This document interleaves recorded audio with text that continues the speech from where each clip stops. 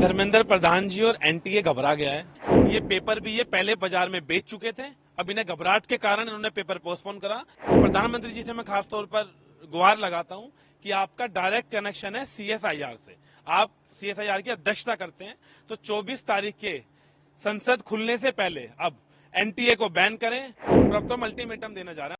Net जो है उसका एग्ज़ाम जो होना था वो पोस्टपोन कर दिया गया है। हालांकि इससे पहले आप लोगों का आज पूरे देश भर में प्रदर्शन भी था। कैसे इसको देख रहे हैं, क्योंकि लगातार धर्मेंद्र प्रधान जी और एनटीए घबरा गया है। देखिए, पहले नीट का पेपर आपके सामने था, फिर नेट का पेपर में भी धांधली हुई, नीट के पेपर में धांधली हुई, और अब सीएसआईआर का पेपर उन्होंने पोस्टपोन करा है। और पोस्टपोन का जो बहाना ले रहे हैं वो एक बहाना है। वास्तविकता ये है, ये पेपर भी ये पहले बाजार में बेच चुके थे।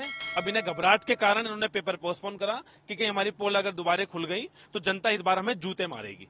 तो मैं दोबारा प्रधानमंत्री जी से मैं खास तौर पर गुहार लगाता हूं कि आपका डायरेक्ट कनेक्शन है सीएसआईआर से। आप सीएसआईआर की अध्यक्षता करते हैं, तो 24 तारीख के संसद खुलने से पहले अब एनटीए को बैन करें।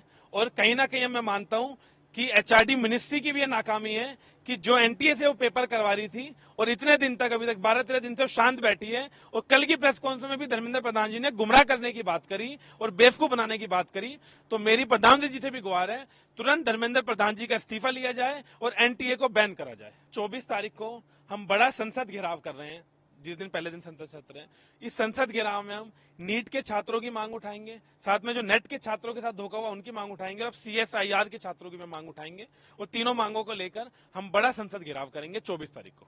और अब तो हम अल्टीमेटम देने जा रहे हैं। हम शिक्षा मंत्री को नहीं, अब देश के प्रधानमंत्री जी को और राष्ट्रपति जी को लेटर लिखेंगे, क्योंकि प्रधानमंत्री जी का सीएसआर से डायरेक्ट कनेक्शन है। आप देखेंगे जो सीएसआर है उसके प्रधानमंत्री जी अध्यक्ष हैं, तो अब तो उनको भी इसको गंभीरता से और लेना चाहिए और तुरंत एनटीए को बैन करना चाहिए।